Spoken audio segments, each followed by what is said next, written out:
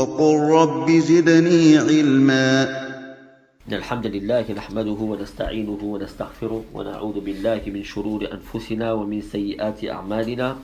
من يهده الله فلا مضل له ومن يضلل فلا هادي له، وأشهد أن لا إله إلا الله وحده لا شريك له، وأشهد أن محمدا عبد الله ورسوله. أما بعد، فإن أصدق الحديث كتاب الله، وخير الهدي هدي محمد صلى الله عليه وسلم، وشر الأمور محدثاتها، وكل محدثة بدعة، وكل بدعة ضلالة، وكل ضلالة في النار. Donc l'auteur du livre dit, rahmallah tabaraka wa ta'ala, Allah dit tabaraka wa ta'ala est la preuve qu'il n'est pas permis de retarder les prières est générale et des fois spécifique. On peut le prouver de deux manières différentes. De manière générale, nous avons le verset coranique où Allah dit tabaraka wa ta'ala, Inna as-salata kanat 'ala al-mu'minina kitaban mawquta. La prière, certes la prière, pour les croyants est prescrite à des temps déterminés. Donc c'est un dalil d'ordre général qui nous prouve que la prière ne doit pas être retardée sans excuse. Encore moins être avancée. Il y a aussi, dans certaines circonstances, la preuve qu'il est interdit de retarder la prière. Je ne me rappelle plus si j'en avais parlé le cours dernier. J'avais parlé de Salat al-Khawf, la prière de la peur. Allah dit tabaraka wa ta'ala, wa in kunta fihim fa aqamta lahum as-salata faltakum ta'ifatun minhum ma'aka. Et lorsque tu te trouves parmi eux et que tu les diriges dans la prière, qu'un groupe d'entre eux se mette debout en ta compagnie. Pour comprendre ce verset coranique, il faut en comprendre le contexte. Ici, lorsque Allah tabaraka wa ta'ala ordonne à son prophète de prier avec les croyants, c'est lorsqu'ils sont en situation de danger. Donc, même dans ce cas-là, Allah ne leur a pas permis de retarder la prière, mais ils vont faire ce qu'on appelle la prière de la peur. Salat al-Khawf. Autrement dit, sans rentrer dans les détails, on va y venir, Inch'Allah, lorsqu'on étudiera ce chapitre. L'imam va prier avec un premier groupe de croyants et les autres seront derrière à faire le guet. Puis, lorsque la première raka'at sera finie, le premier rang restera assis et le deuxième priera cette raka'at. Afin de pallier à d'éventuelles attaques spontanées de l'ennemi. Donc vous voyez que cette prière a été instituée de cette manière justement pour éviter que les croyants puissent la retarder à chaque fois qu'ils sont en situation de danger. De même, Allah dit tabaraka wa ta'ala, et ça c'est dans le combat maintenant, فَإِنْ خِفْتُمْ فَرِجَانًا أَوْ رُكْبَانًا. Et si vous avez peur lors du combat, un assaut de l'ennemi, alors priez soit en marchant, soit sur vos montures. Une solution qui aurait été simple, ça aurait été de retarder la prière et de prier plus tard. Mais Allah ne l'a pas permis. Il a préféré que ces gens-là, que ces croyants fassent abstraction de certaines obligations de la prière et certains piliers afin de rester dans l'heure. Afin de rester dans l'heure de la prière. Tout ceci pour montrer l'importance de prier dans l'heure et de ne pas retarder la prière, surtout si on n'a pas d'excuse. Allah a légiféré et rendu obligatoire l'accomplissement de la prière, même dans ces situations extrêmes, au détriment de certaines obligations de la prière, afin de préserver l'heure et le temps de la prière. Ceci est aussi une preuve qu'il n'est pas permis de retarder la prière en dehors de son heure, mais il doit prier selon son cas et sa situation. Pour tous ceux qui prient chez eux à cause du travail et qui regroupent 5 prières le soir, il y a ijma', consensus des savants, que ceci est interdit. Ce n'est pas autorisé. Non. Ensuite, l'auteur du livre dit Wal afdalu. Entre parenthèses, je vous avais expliqué la semaine dernière que ici, l'auteur du livre soulève un sujet qui est le fait de regrouper les prières. On en reparlera, Inch'Allah, car il en a dédié un chapitre. Donc, je ne parle pas de ça aujourd'hui, Inch'Allah. À la suite, il dit Wal afdalu taqdimu as-salati fi awwali waqtiha. Le meilleur, ce qui est préférable, c'est de prier au début de l'heure. Maintenant que nous avons défini le début et la fin de chaque prière, alors nous pouvons dire que al-mustahabbu, ce qui est préférable, c'est de prier au début de l'heure. Non. Sauf, comme il le dit, sauf la isha, illa l'isha'a, idha lam yashukka, wa illa dhuhra fi shiddati al-harri. Sauf dans deux cas. La isha, si il ne trouve aucune difficulté à la retarder, il a pris à la fin de l'heure. À la fin de l'heure, c'est-à-dire avant nisf al-layl, avant la moitié de la nuit. Et qu'il ait au moins le temps de faire combien? Une raka'at, très bien. Ou alors le dhuhr, lorsqu'il fait très chaud. Il est conseillé de retarder ce qu'on appelle al-ibrad. C'est-à-dire on retarde le temps afin d'attendre que le temps se rafraîchisse un petit peu. Non. Il est conseillé dans ce cas-là de retarder le dhuhr, tout en prenant la précaution de ne pas rentrer dans l'asr. Quelle est la preuve de ceci?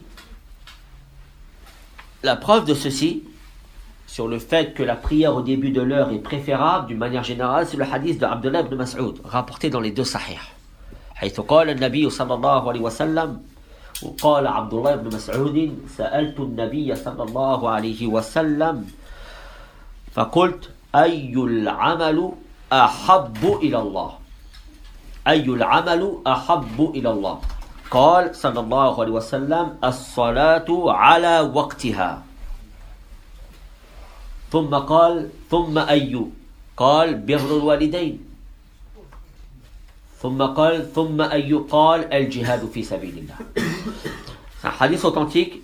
Abdullah ibn Mas'ud a posé la question au prophète sallallahu alayhi wa sallam en lui disant Ya Rasulallah, quel est l'acte le plus aimé auprès d'Allah? Et le prophète de lui répondre la prière ala waqtiha. C'est-à-dire ici, comment il faut le comprendre, la prière au début de son heure.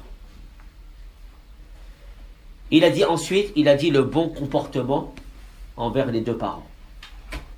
Il a dit ensuite, il a dit le djihad dans le sentier d'Allah. Non. Hadith rapporté par l'imam al-Bukhari sur le numéro 504. Quel est le dalil, ou la faïda, la leçon que l'on tire de ce hadith? C'est la parole du prophète sallallahu alayhi wa sallam, la prière au début de son heure. Pourquoi nous disons que c'est mustahab et non pas obligatoire? Pour plusieurs choses. Premièrement, rappelez-vous le hadith de Jibril, où Jibril est venu le premier jour au début de chaque heure et le deuxième jour à la fin de chaque heure. Donc si c'était obligatoire de prier au début de l'heure, jamais Jibril aurait enseigné au prophète le fait de prier à la fin de l'heure. Sinon il aurait commis un péché. Donc ça c'est une preuve pour dire que prier au début de l'heure ce n'est pas obligatoire. Par contre c'est recommandé en regard de ce hadith. Et lorsque l'on dit as-salatu ala waqtiha, la prière ala waqtiha, ça veut dire la prière au début de l'heure. Nous avons une autre version de ce hadith qui dit as-salatu fi waqtiha, la prière dans son heure. Là on comprend ici que c'est la prière dans la plage horaire qui lui est allouée. Non.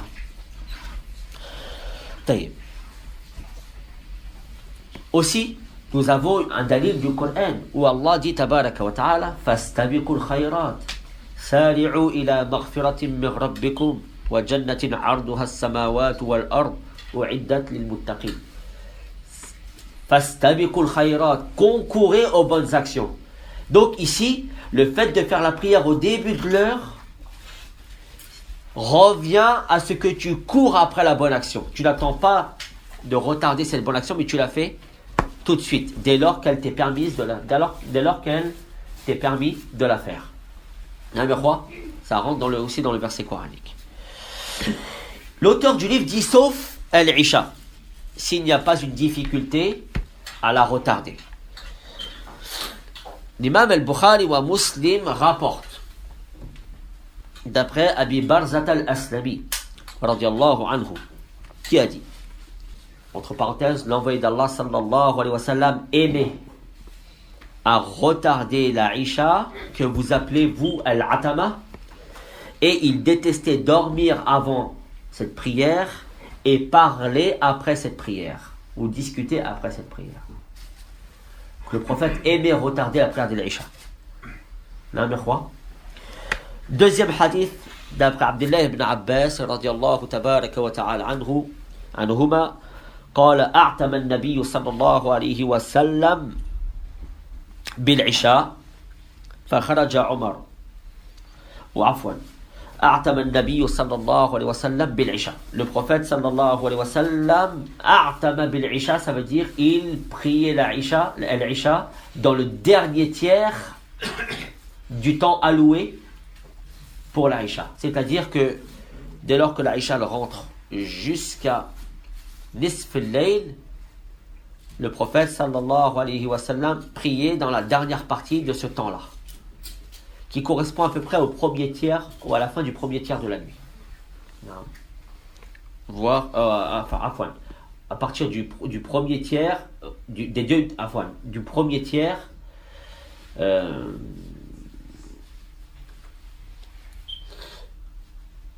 du dernier tiers de ce temps alloué entre l'Isha et Nisf al-Layl. Troisième hadith, le hadith de Omar ibn al-Khattab, qui est aussi rapporté dans les deux Sahih, où Omar était dans la mosquée et ils attendaient la prière de l'Isha.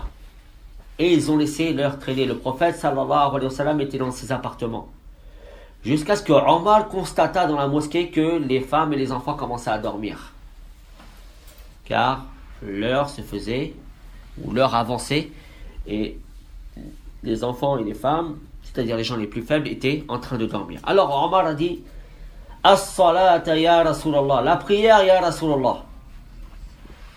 Le prophète a sorti sa tête de son appartement et il avait les cheveux qui étaient mouillés, qui dégoulinaient. Des gouttes tombaient de ses cheveux et de sa barbe. Et le prophète de dire sallallahu alayhi wa sallam, si ce n'était pas la peur de rendre difficile ceci à ma communauté, je leur aurais ordonné cette prière à cette heure-ci. Donc s'il n'y avait pas de difficulté, la prière de l'Isha aurait été plus tard. Le prophète l'aura ordonné dans le dernier tiers de son temps alloué, c'est-à-dire juste avant la moitié de la nuit. Or ici, il n'a pu le faire car il a eu peur que ceci devienne difficile à sa communauté. Non, mais quoi ? Donc ça, c'est une preuve pour dire qu'il est conseillé de retarder la Isha, sauf s'il y a une difficulté. Deuxième chose qu'a cité l'auteur du livre, le Dhuhr. Il est conseillé de retarder le Dhuhr en temps de grande chaleur. Le prophète sallallahu alayhi wa sallam a dit, lorsque la chaleur s'intensifie, attendez la fraîcheur pour la prière, car la chaleur intense est une émanation de l'enfer. C'est le hadith qu'a cité ici Cheikh Abdurrahman ibn Sa'di, حيث قال النبي صلى الله عليه وسلم إذا اشتد الحر فأبردوا بالصلاة فإن شدة الحر من فيح جهنم. Lorsque la chaleur est intense, alors attendez que le temps se rafraîchisse, car la chaleur intense est une émanation de l'enfer. Salamata wa l'afiyah. À la suite de ça, l'auteur du livre dit وَمَنْ فَاتَتْهُ صَلَاةٌ وَجَبَ عَلَيْهِ الْمُبَادَرَةُ إِلَى قَضَائِهَا مُرَتِّبًا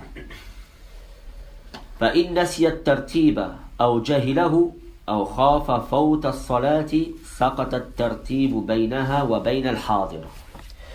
Il dit, celui qui a raté une prière pour X raisons, il lui est obligatoire de la rattraper dans l'immédiat, tout de suite, dès qu'il s'en rappelle. Et s'il en a raté plusieurs, il doit les rattraper dans l'ordre. S'il a oublié l'ordre, ou alors il ne le connaît pas, ou il ne s'en rappelle plus, ou alors qu'il a peur qu'il rate la prière qui va suivre, dans ce cas-là, l'ordre n'est plus obligatoire entre celle-ci et celle qui est présente. On va essayer d'expliquer ça, Inch'Allah, tabarak wa ta'ala. Celui qui rate une prière, il lui est obligatoire de l'accomplir le plus rapidement, et ceci est dans l'ordre. Par exemple, une personne, pour X raison, n'a pas pris la prière de Dhuhr. Puis, il rentre dans l'heure du Asr. Taïb, qu'est-ce qu'il doit faire? Est-ce qu'il prie d'abord le Asr et le Dhuhr après? Ou alors est-ce qu'il prie d'abord le Dhuhr et le Asr après? Haroun. À la tartib, selon l'ordre des prières, très bien. Sauf si il se rappelle ou si l'heure du Asr est proche, ou la prière du Asr est proche du Maghrib, et qu'il risque de rater aussi le Asr, dans ce cas-là, il prie d'abord le Asr, car elle est dans son temps. Et ensuite, il fera le Dhuhr. Un cas concret. Le Asr, il est à quelle heure? Le Maghrib, il est à 18h20. N'est-ce pas? J'ai pas fait le Dhuhr, et il est 18h15, j'ai pas fait le Asr. J'ai pas fait le Dhuhr, je l'ai raté. Et à 18h15, j'ai pas encore fait le Asr, et à 18h20, c'est le Maghrib. Je sais pertinemment que si je prie d'abord le Dhuhr et ensuite la Asr, je vais prier la Asr en dehors de l'heure, c'est-à-dire dans le Maghrib. Dans ce cas-là, le tartib, l'ordre n'est plus obligatoire ici. Dans ce cas-là, qu'est-ce qu'il doit faire? Il prie le Asr. Au moins, il l'aura prié dans l'heure. On limite la casse, comme on dit. Non? Et il priera le Dhuhr après. Par contre, s'il a le temps de prier le Dhuhr et la Asr dans l'heure, autrement dit, dans notre cas, il est 18h et le Maghrib est à 18h20, il a largement le temps de prier le Dhuhr et le Asr. Donc, il les prie dans l'ordre. Et dans ce cas-là, l'ordre pour lui, il lui est obligatoire. Vous avez compris ce cas de figure? Non. C'est ce qu'il dit ici. Le hadith. Le prophète a dit, sallallahu alayhi wa sallam, Man nasiya fi salatin falyusalliha idha dhakaraha la kaffarata lahuma illa dhalika. Le prophète a dit, sallallahu alayhi wa sallam, dans ce hadith rapporté par l'imam al-Bukhari, celui qui oublie de faire une prière, qu'il l'a pris dès qu'il s'en rappelle. Donc ici, qu'est-ce qu'on constate à travers ce hadith? Que le prophète nous demande d'accomplir la prière le plus rapidement possible, ne pas attendre. Non. Il n'aura aucune expiation à faire si ce n'est l'accomplissement de cette prière. Autrement dit, quelqu'un qui n'a pas fait le Fajr et qui s'est levé après le lever du soleil, qu'est-ce qui lui est demandé? De prier tout de suite. Dès qu'il se réveille, il prie. Non. Il prie. Et est-ce qu'il a une expiation à donner? Non. Sa seule expiation, c'est quoi? C'est qu'il fasse cette prière. Qu'il s'en acquitte. Non, mais quoi?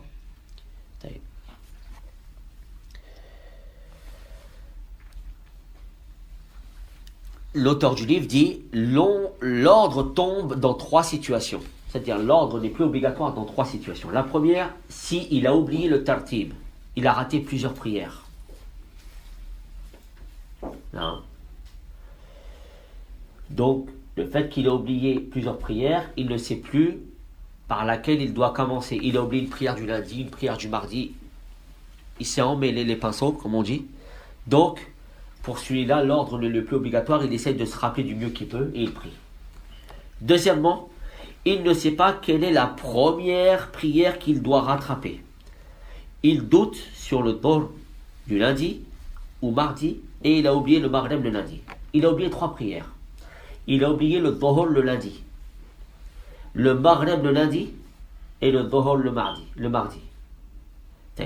Celui-là, il ne sait plus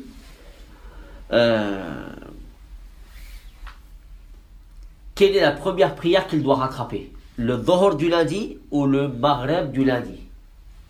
Il ne s'en rappelle plus. Donc celui-là, l'ordre n'est le plus obligatoire. Non, il prie selon ce qu'il se rappelle. Et si après il se rappelle qu'il avait oublié le Dhuhr aussi, alors dans ce cas-là, il le reprit après. D'accord? Peu importe l'ordre. Et enfin, et c'est le cas que je vous ai cité, l'ordre n'est pas obligatoire aussi dès lors qu'il a peur de rater la prière dans son temps en accomplissant celle qu'il a ratée. C'est clair les frères? Comme le cas que j'ai cité avec les 18h20 du Maghreb. J'ai voulu aussi vous rappeler, pour résumer ce chapitre, comme à mon habitude, ce qu'a dit Hafid al-Hakami dans Subul al-Sawiyya, lorsqu'il reprend cette condition de l'entrée de l'heure pour la prière. Il dit, et normalement ceci devrait, Inch'Allah, être clair pour vous, puisque vous avez bien compris mon cours, et vous avez bien révisé, n'est-ce pas? Non. Donc je vais le lire en arabe, Inch'Allah, il n'est pas très long, et je vais l'expliquer brièvement, sans rentrer dans les explications, puisque ce sont les explications que j'ai données dans le cours en détail. Il dit, concernant Bab Mawaqiti Salah, c'est-à-dire le chapitre des horaires de prière. Dès lors que le zawal arrive, rentre l'heure du dhuhr, et il est de sunnah, il est une sunnah de retarder, al-ibrad, lorsqu'il fait très chaud. Ça c'est le premier vers. En voyage ou en tant que résident, et ce temps-là du dhuhr se termine dès lors que l'ombre est égale à la mesure de son objet. Le asar, quant à lui, rentre et perdure jusqu'à ce que le soleil jaunisse. Et sur ceci, nous avons un texte qui a été rapporté. C'est le hadith que je vous ai cité de Jarir. Et dans la nécessité, il est permis de prier jusqu'au coucher du soleil. C'est clair jusque-là? Non. Mais nous devons, rappelez-vous ce que je vous ai dit la semaine dernière ou il y a 2 semaines, nous devons s'empresser de faire la asar quand le temps est nuageux. Vous vous rappelez de ceci? Non, car sinon on risque d'être trompé. Justement, le fait que nous ne voit pas le soleil jaunir, on risque de rentrer dans l'heure d'Aloura. Donc, nous devons prier, il dit, et il est certes conseillé de prier très tôt la asar lorsque le temps est nuageux.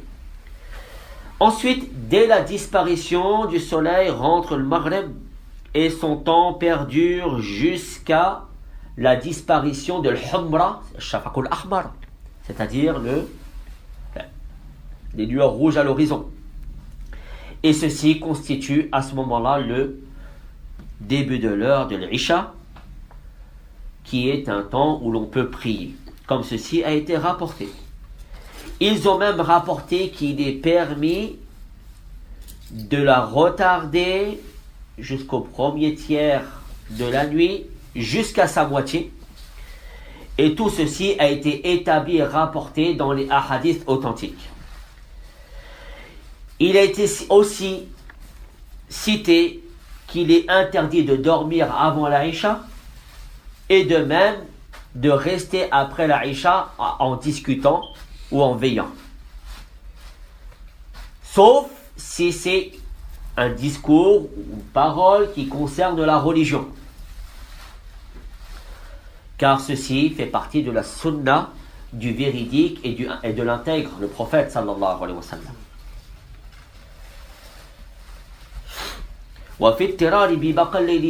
Il dit lui, et ça c'est l'avis de Hafid al-Hakami, il dit qu'à partir de Nisf al-Layl jusqu'au Fajr, c'est Waqt al-Ittirar. Il a le même avis que Cheikh Ibn Baz dessus. Il dit, à la fin de ce waqt, de ce temps de l'Ittirar, rentre le Fajr, bi Fajrin Sadiqi, c'est-à-dire avec, comme je l'ai expliqué il y a 2 semaines, la lueur blanche à l'horizon qui nous montre que le Fajr est bien rentré à ce moment-là. Et il est permis de prier le Fajr jusqu'à l'Isfar. Al-Isfar, c'est lorsque des lueurs blanches du jour commencent à se mélanger aux pénombres de la nuit. Non.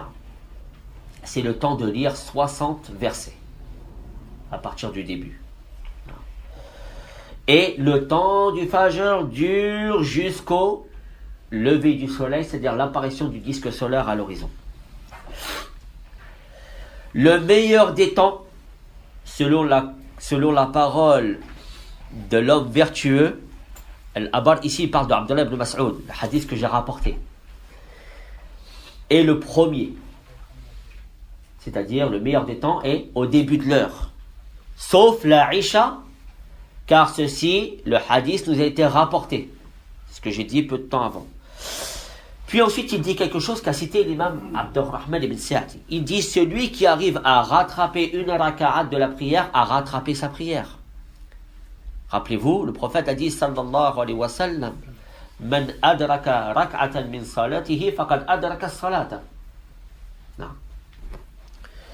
Donc, il dit, celui qui arrive à prier une raka'at aura prié toute sa prière ou aura la récompense de sa prière. Celui qui dort sur sa prière, c'est-à-dire qu'il dort, il ne prie pas, ou alors qui a oublié de prier, alors dès qu'il s'en rappelle, le temps de sa prière est celui-là à ce moment-là, dès lors qu'il s'en rappelle. Et enfin il dit, et prie les prières que tu as manquées dans l'ordre, et fais-les de la même manière que celles que tu pries d'habitude. De la même façon, c'est-à-dire, si c'est une prière de 4 raka'at, tu l'as pris 4 raka'at. Si c'est une prière de 3 raka'at que tu as raté, tu pries une prière de 3 raka'at.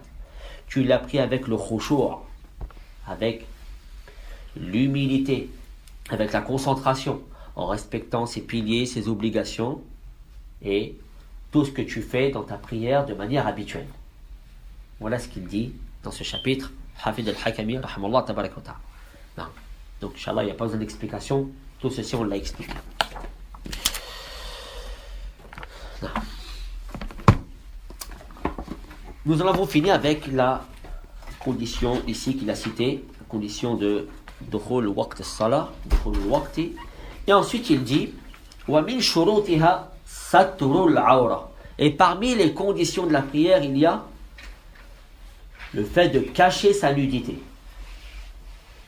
Le fait de cacher sa nudité.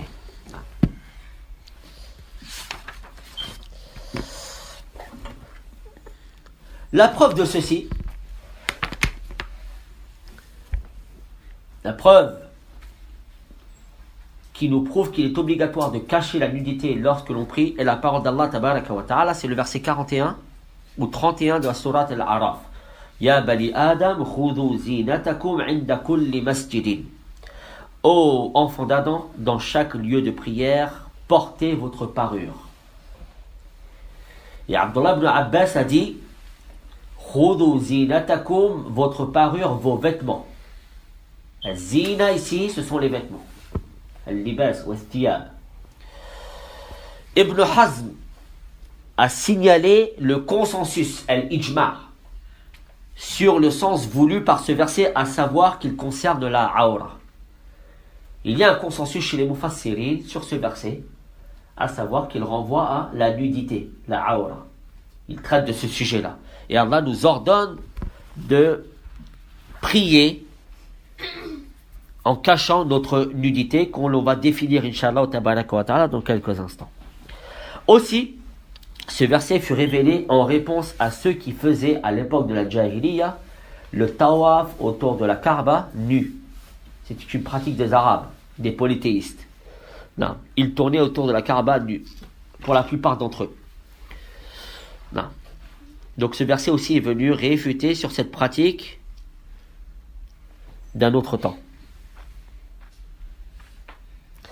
Non, l'imam Sa'di a dit, cachez votre nudité à chaque prière, obligatoire ou surrogatoire, car cacher sa nudité est une forme de parure. Au même titre que la dévoiler contribuera à rendre le corps ignoble et affreux.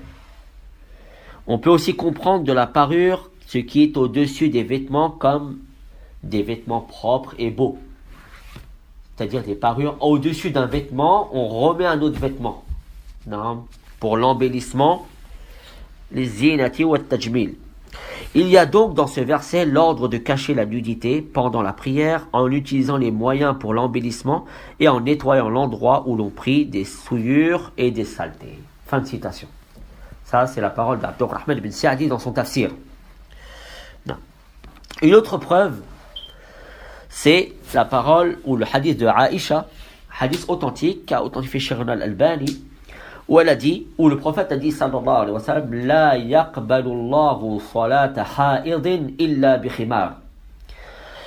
Donc Allah n'accepte pas la prière, Allah n'accepte pas la prière d'une femme pubère. Ici, ha'id, il a le sens de pubère, femme pubère. Allah n'accepte pas la prière d'une femme pubère sans khimar. El khimar, c'est une espèce de voile qu'on met sur la tête pour cacher les cheveux. Non, c'est ça le khimar. Autrement dit, la femme aussi est soumise à toutes ces conditions. Lorsqu'elle prie, elle doit cacher sa nudité que l'on va définir, Inch'Allah, tabaraka wa ta'ala. Il y a d'autres hadiths qui vont dans ce sens-là, comme le hadith de Jabir qui rapporte cette anecdote. Lorsqu'il sortit pour un besoin, et il rencontra le prophète sallallahu alayhi wa sallam en train de prier. Et Jabir ne portait qu'un seul vêtement. Il avait un grand vêtement ample. Il faut savoir que les Sahaba, ce n'est pas des gens qui étaient riches. Donc la plupart d'entre eux n'avaient qu'un seul vêtement sur eux. Alors il a décidé de prier avec le prophète. Et qu'est-ce qu'il a fait? Il taffa bihad al-thawb. C'est-à-dire il s'est enroulé dans ce vêtement, il a prié comme ça. Après qu'ils aient fini la prière, le prophète a dit, qu'est-ce qui t'amène ici? Pourquoi es-tu sorti? Il a dit, je suis sorti pour une affaire. Puis je t'ai vu prier, j'ai prié avec toi. Il a dit, wa ma hada l'ishtimal. L'ishtimal, c'est ça, c'est cette manière de s'habiller en mettant ce vêtement comme ça, en s'enroulant dedans. On appelle ça en arabe l'ishtimal. Le prophète a dit, pourquoi tu t'es habillé de la sorte? Et il a dit, justement, mon vêtement, je porte un izar seulement. C'est un seul vêtement et il est étroit.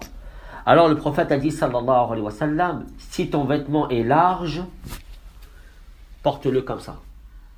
Et si ton vêtement est serré, mets-le en forme de izar. Le izar, c'est un vêtement que l'on porte du nombril jusqu'en dessous du genou à peu près. Hein, et qui vient cacher les parties intimes. Donc on voit ici que le prophète sallallahu alayhi wa sallam a dit à Jabir, il lui a dit que si ton vêtement il est trop étroit ou trop petit, alors il faut que tu caches ce qui est obligatoire pour toi de cacher, c'est-à-dire les parties intimes. Du nombril jusqu'au genou. Non. Mais si ton vêtement est ample, alors dans ce cas-là, enroule-toi dedans, sans sous, mets-le sur tes épaules et cache le reste de ta nudité. Non, mais quoi? On comprend à travers ce hadith que plutôt Jabir, lorsqu'il a mis son vêtement comme ça autour de lui, une partie de ses cuisses se sont découvertes. Et le prophète a réprouvé ceci. Non, mais quoi? Jaïd. Ibn Abd al-Barr, rahimahullah tabaraka wa ta'ala, a dit, les savants sont unanimes sur l'invalidité de la prière accomplie nue, alors qu'il a la capacité de cacher celle-ci. Quelqu'un qui prie nu, ça ne veut pas dire complètement nu, mais par exemple qui ne respecte pas la nudité qui doit être cachée, dans le sens où il prie en découvrant sa nudité ou une partie de sa nudité. Dans ce cas-là, les savants sont unanimes pour dire que sa prière est invalide s'il avait la capacité de couvrir cette nudité. Maintenant, l'auteur du livre dit, à la suite de ceci, ومن شروطها ستر العورة بثوب مباح لا يصف البشرة. Parmi les conditions de la prière, le fait de cacher la nudité par un vêtement licite qui ne vient pas épouser et dévoiler la peau. Épouser la forme du corps et dévoiler la peau. Je vais y revenir, Inch'Allah. Il dit, وَالْعَوْرَةُ ثَلَاثَةُ أَنْوَاعٍ مغلظة وهي عورة المرأة الحرة البالغة فجميع بدنها عورة في الصلاة إلا وجهها ومخففة وهي عورة ابن 7 سنين إلى 10 فإنها الفرجان ومتوسطة وهي عورة من عداهم من الصغرة إلى الركبة. Il dit la nudité est de 3 sortes. Une qui est majeure, une qui est mineure ou légère et une qui est médiane, intermédiaire. Il dit celle qui est majeure, c'est la nudité de la femme libre et pubère. Quand on dit femme libre, ça veut dire qu'il n'est pas esclave. Pubère, bien sûr, qui a atteint l'âge de la puberté et plus.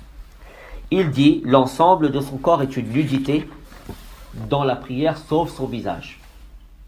C'est comme s'il venait nous dire que la femme doit prier en couvrant tout son corps, ses mains et ses pieds compris, et en ne laissant que son visage. Je vais revenir à tout ça, Inch'Allah. Al-Mukhaffafa, celle qui est légère, c'est la nudité de l'enfant, du garçon, entre 7 ans et 10 ans. Et sa nudité à lui, ce sont ses parties intimes. Seulement. Alors que la femme pubère libre, c'est tout son corps sauf le visage. Pour celui-là, c'est seulement les parties intimes. Et enfin, celle qui est médiane, c'est la nudité de toutes les autres catégories de personnes. L'homme pubère, la fille qui n'est pas pubère, l'homme ou la femme esclave, pubère ou non. Hein? Et leur nudité est du nombril jusqu'au genou. Voilà ce que dit Cheikh Abdurrahman bin Sa'di rahmallah tabarak wa ta'ala. Nous allons revenir sur la nudité de la femme pubère libre. Al-mar'atul hurratul baligha. Sa nudité, elle, est mughallada, c'est-à-dire majeure, dans le sens où elle doit prendre plus de précautions à cacher son corps. Elle a beaucoup plus de contraintes dans ce sujet-là que les autres catégories. L'ensemble de son corps constitue une nudité, sauf ses mains, son visage et ses pieds. Ça, c'est l'avis de Cheikh al-Islam Ibn Taymiyyah. Ibn Taymiyyah voit que la femme peut prier, visage découvert, les mains découvertes et les pieds aussi. Si elle est chez elle et elle ne craint pas la fitna. C'est aussi l'avis de Cheikh Al-Uthaymin qui dit textuellement فَإِنَّنِي أُقَلِّدُ شَيْخَ الْإِسْلَامِ. Il dit j'ai pris l'avis de Cheikh al-Islam أُقَلِّدُهُ فِي هَذِهِ الْمَسْأَلَةِ, c'est-à-dire je prends son avis, je limite dans ceci. D'autres savants, pour la plupart, considèrent que il n'y a que le visage et les mains qui doivent être à découvert, les pieds doivent être cachés. Non, et c'est l'avis le plus authentique. Les pieds doivent être cachés. Et nous avons pour ceci un hadith de Salama. حيث قال النبي صلى الله عليه وسلم قالت سلمة سألت النبي صلى الله عليه وسلم أتصلي المرأة في درع وخمار ليس عليها إزار فقال إذا كان الدرع سابغا يغطي ظهور قدميها. Elle a dit, la femme doit-elle prier dans un dir'? Un dir', c'est un vêtement que l'on met, c'est un vêtement que l'on met sur les épaules et qui descend jusqu'en bas. Non, en général, qu'on met au-dessus d'un autre vêtement. Ou un khimar. Un khimar, j'ai expliqué, c'est une espèce de tarf, c'est quelque chose qu'on met sur la tête pour cacher les cheveux. Alors elle a dit, la femme peut prier dans ce dir' et avec ce khimar sans qu'elle ait un izar en plus. Et le prophète a dit, si ce dir', si ce vêtement long est large, il couvre le dessus des pieds, alors oui. Non, c'est un hadith authentique. Il y a d'autres hadiths qui vont dans ce sens, qui nous prouvent que la femme doit cacher ses pieds lorsqu'elle prie. Non.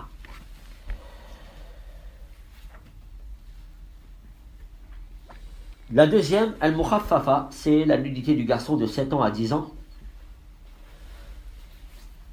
Pourquoi on parle de 7 ans à 10 ans? Car le prophète sallallahu alayhi wa sallam a ordonné aux parents d'éduquer leurs enfants et de les ordonner à prier à partir de 7 ans.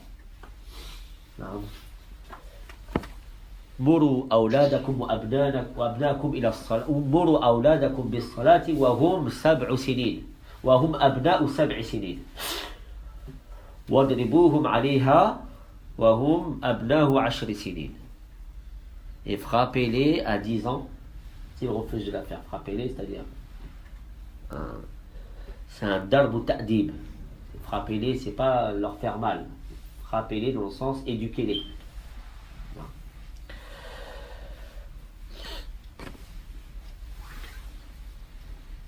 Il y a quelque chose de très important ici, barakallahu fikum, ikhwa. Ici, lorsque les savants parlent de ce type de nudité, on parle de la nudité dans la prière. On ne parle pas de la nudité dans le regard dehors. C'est deux choses différentes. Non. Par exemple, il y a une divergence chez les savants sur le fait de cacher le visage de la femme dehors pour le regard. La illa, la cause de cette loi religieuse, c'est la peur de la fitna, c'est-à-dire des tentations. Car vous n'êtes pas sans savoir que la chose qui tente le plus les hommes chez une femme, c'est son visage. Donc, lorsqu'on a peur de la fitna, on cache cette fitna afin de pallier à tous ces problèmes. Donc ça, c'est ce qu'on appelle awratun nazar, la nudité vis-à-vis du regard dans la vie de tous les jours. Il y a aussi la nudité dans la prière. Mais on a dit dans la prière que le visage doit être découvert. Que ce soit ce type de nudité pour la femme, ou celle qui est intermédiaire, ou celle qui est légère, il va falloir prendre en considération une chose très importante. C'est que si la personne, dans la prière, est contrainte de cacher une partie de son corps, mais que il peut laisser à découvert une autre partie, si cette partie à découvert attise la fitna ou occasionne ou contribue à la fitna, alors dans ce cas-là, il lui est obligatoire de couvrir ces parties. Cheikh Uthaymin et d'autres savants disent par exemple un garçon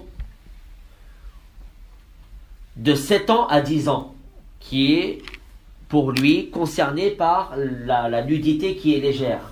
Il doit cacher que ses parties intimes. Concrètement, il peut prier les cuisses découvertes. Après, elle reste valide. Mais si on a des gens autour qui regardent, il y a des gens malades comme ça, qui regardent les petits garçons.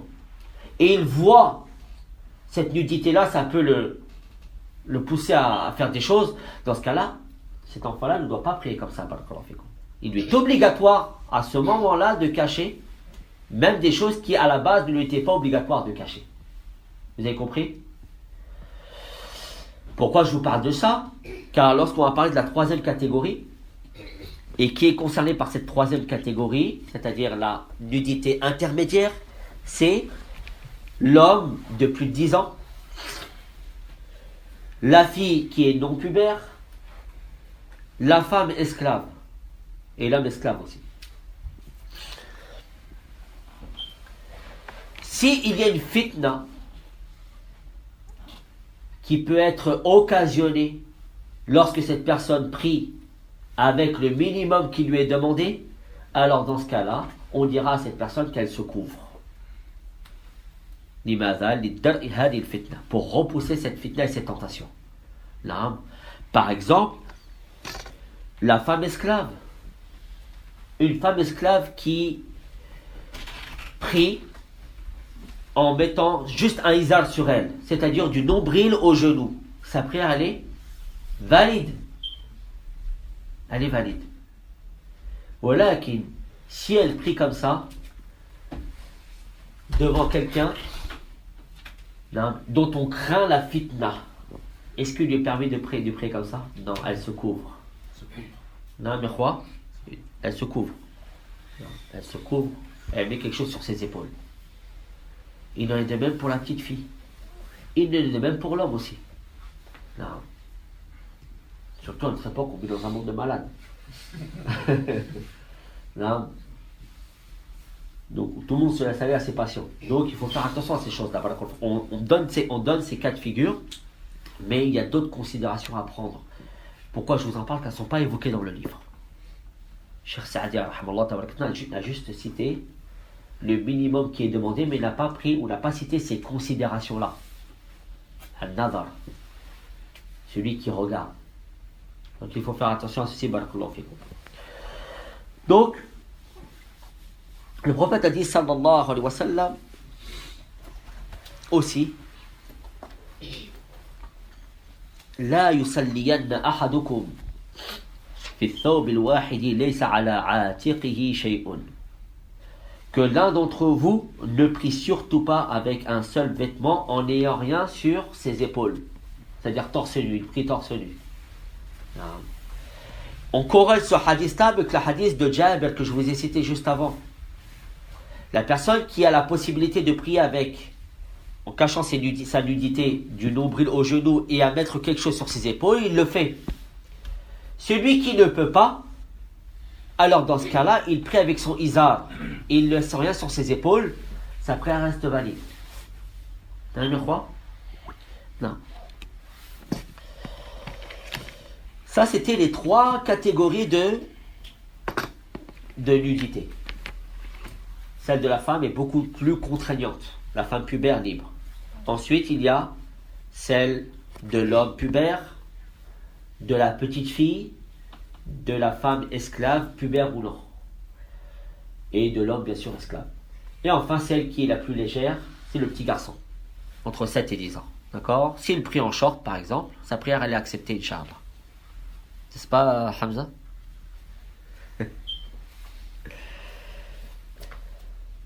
Mais c'est mieux qu'ils prient, Inch'Allah, ça c'est le rôle des parents, qu'ils apprennent à prier dès leur plus jeune âge avec un qamis, avec un vêtement convenable, Inch'Allah, afin qu'ils prennent cette habitude quand ils sont grands, Inch'Allah. Regardez ce qu'a dit Cheikh Saadi, il dit بِثَوْبٍ مُبَاحٍ لَا يَصِفُّ الْبَشَرَ. Il dit, il doit prier avec un vêtement licite. Pour que la prière soit valide, il doit cacher sa nudité avec un vêtement Mada? Mubah, licite. Autrement dit, qu'est-ce qu'on comprend? Que si ce vêtement il est haram, la condition n'est pas respectée et la prière n'est pas valide. Qu'est-ce que signifie la yasiful bashara? Il ne décrit pas la peau, littéralement c'est ça, il ne décrit pas la peau. C'est-à-dire il ne montre pas la couleur de la peau et il ne montre pas les formes du corps. Autrement dit, si j'ai un vêtement transparent qui me colle à la peau, ceci ne vient pas cacher la nudité. Donc je ne peux pas prier avec. Il faut que ce vêtement cache la couleur de la peau, comme celui-là, comme ce qamis que j'ai. On ne voit pas ma peau à travers. Ou alors, ça, et deuxième chose, il ne vient pas épouser les formes de mon corps. Il est trop serré. Hein? Car un vêtement qui est opaque, mais qui épouse les formes du corps, vient mettre en valeur la nudité de la personne. Donc il faut respecter ces 2 conditions. Donc parmi les conditions du vêtement, premièrement, c'est qu'il cache les détails, les formes du corps et la couleur de la peau. Deuxièmement, qu'il soit pur de toute souillure. Il ne faut pas qu'il y ait une souillure dessus, de l'urine ou autre. D'accord? Nous avons déjà vu ceci. Car celui qui prie avec une souillure sur lui, sa prière n'est pas acceptée. Non. Troisièmement, qu'il soit licite. Non. Qu'il soit licite, un vêtement, il peut être illicite sous plusieurs aspects. Soit il est illicite dans la manière dont on l'a acquis, soit il est illicite intrinsèquement, soit il est illicite dans sa description, soit il est illicite par rapport à un prix, ou par rapport à un achat que l'on a fait avec de l'argent haram. Je vous donne un exemple pour chaque chose, Inch'Allah. Al-muharramu li kasbihi, quelque chose qui est haram par acquisition. Par exemple, j'ai volé un vêtement, ou je l'ai spolié, et j'ai pris avec. Ce vêtement-là, il est haram, pas intrinsèquement, mais il est haram dans la manière dont je l'ai acquis, dont je l'ai obtenu. 2. Le vêtement qui est interdit intrinsèquement, comme par exemple la soie pour les hommes. Le port de la soie pour les hommes est interdit, n'est-ce pas? Non. Ou alors le vêtement orné de représentations interdites. Par exemple, un vêtement avec des croix dessus. Ou alors avec des images d'êtres humains, d'êtres vivants. C'est interdit. Il y a aussi al-muharramu li wasfihi, quelque chose qui est haram, un vêtement qui est haram dans sa description. Par exemple, un vêtement qui est trop long, qui descend en dessous des chevilles. Al-isbal. Ou alors, un vêtement que l'on a acheté avec de l'argent haram. Par exemple, j'ai volé 10 euros et je vais voir le commerçant et je dis, avec ces 10 euros, donne-moi un qamis. Non, avec ces 10 euros, donne-moi un qamis. Beaucoup de savants considèrent que tout vêtement haram dans lequel on prie rend la prière invalide. Beaucoup de savants. Mais de nombreux savants aussi de l'autre côté considèrent qu'il n'y a pas un rapport direct entre les deux. C'est-à-dire que le vêtement, s'il est haram, ceci ne vient pas influencer la validité de la prière. Car il faut bien comprendre une chose ici, barakallahu fikum, essayez de me suivre. On finira le cours par ceci, Inch'Allah, tabaraka wa ta'ala. Lorsque nous avons parlé de ces types de vêtements qui sont haram, avec ces 4 catégories, est-ce que ceci est restrictif à la prière? Non, c'est pas restrictif à la prière. Ils sont haram dans toute situation, en toute circonstance. C'est pas quelque chose qui est directement lié à la prière. Si tel est le cas, alors nous ne pouvons pas corréler les deux choses. Barakallahu fikum. Et conditionner la validité de la prière avec ce vêtement haram dans lequel on prie. Par contre, si on avait un texte où Allah, par exemple, nous aurait dit, ou le prophète nous aurait dit, ne priez pas dans ce vêtement. Là, ce vêtement-là, il aurait été haram pour la prière. Dans ce cas-là, on aurait pu corréler les deux et dire, dans ce cas-là, celui qui prie dans ce vêtement, sa prière n'est pas acceptée. Or, nous n'avons pas de texte dessus. Nous n'avons pas un texte dans ce genre, sauf un seul hadith qui est faible. Où le prophète a dit, sallallahu alayhi wa sallam, celui qui prie musbilan, c'est-à-dire en laissant traîner son vêtement, où le prophète a dit, ne priez pas en laissant traîner votre vêtement. Si ce hadith était authentique, on aurait pu dire que celui qui prie en laissant traîner son vêtement sous les chevilles, sa prière n'est pas acceptée. Mais ce hadith-là, il est faible. وضعفه شيخنا الألباني entre autres في ضعيف سنن أبي داود. Donc on n'a aucun texte qui nous interdit de porter des vêtements pour la prière exclusivement. Mais l'interdiction de porter ces vêtements, elle est générale dans toute situation. Donc la règle, qu'est-ce qu'elle dit? Elle dit, puisque al-jihad munfakka, c'est-à-dire les deux choses sont bien distinctes, alors on ne peut pas corréler les deux choses. Autrement dit, al-qawl rajih dans ce mas'ala, c'est que toute personne qui prie dans un vêtement interdit, sa prière reste valide, mais il commet un péché. Vous avez compris? Sa prière reste valide, mais il commet un péché. Il commet un péché car il a pris dans un vêtement qu'il n'avait pas le droit d'utiliser. Mais sa prière est valide s'il respecte les autres conditions de la prière. J'espère que je me suis bien fait comprendre, Inch'Allah.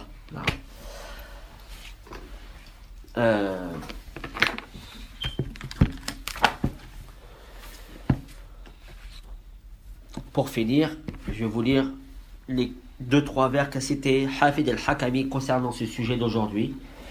Il dit في باب شروط الصلاة والشرط تكليف وبالوجوب ذا خص وللصحة إسلام كذا طهارة من حدث أو نجس في بدن أو بقعة أو ملبس والستر للعورة وهي للذكر من صغرة لركبة نص أثر وأمة كذاك أما الحغرة فما عدا وجها وكفا عورة.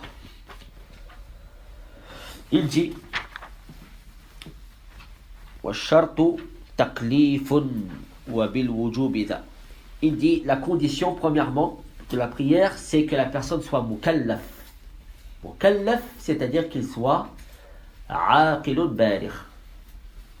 Il est doué de raison et il est pubère. Voilà celui qui est responsable devant Allah tabaraka wa ta'ala de ses actes. Il est pubère et il a toute sa raison. Donc il dit, la première des conditions de la prière, c'est que la personne elle soit responsable devant Allah. Non, mukallaf. Et il dit aussi, pour que la prière soit valide, il faut l'islam de la personne, c'est-à-dire qu'il soit musulman. Ensuite, il cite les unes après les autres les conditions de la prière. Il dit taharatun, la pureté. La pureté de l'impureté rituelle, de l'état d'impureté rituelle majeure, ou mineure plutôt, et de la souillure. Nous avons expliqué tout ceci dans le cours précédent. Donc il faut qu'il soit à la taharatin kamila. Que cette souillure soit purifiée de son corps, de l'endroit où il prie ou de ses vêtements. Puis il dit cacher la nudité. Et cacher la nudité pour l'homme, c'est du nombril jusqu'au genou, comme ceci a été rapporté dans les traditions, les textes. Quant à la femme esclave, wa amatun, il en est de même, kadalik. La femme esclave, pareil que l'homme. Amma al-hurra, quant à la femme libre, pubère, fama ada wajhan wa kaffan awra. Tout ce qu'il y a en dehors du visage et des mains est une nudité. N'est-ce pas? Ce qu'on avait dit.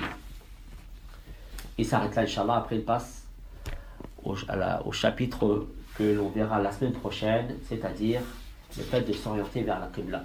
Sallallahu tabarak wa ta'ala, an yahdiyana wa yahdiya bina wa ja'alna sababan liman ihtada wa nas'aluhu tabarak wa ta'ala al-huda wa al-tuqa wa al-'afaf wa al-ghina. سبحانك اللهم وبحمدك أشهد أن لا إله إلا أنت أستغفرك وأتوب إليك بارك الله فيكم وقل رب زدني علما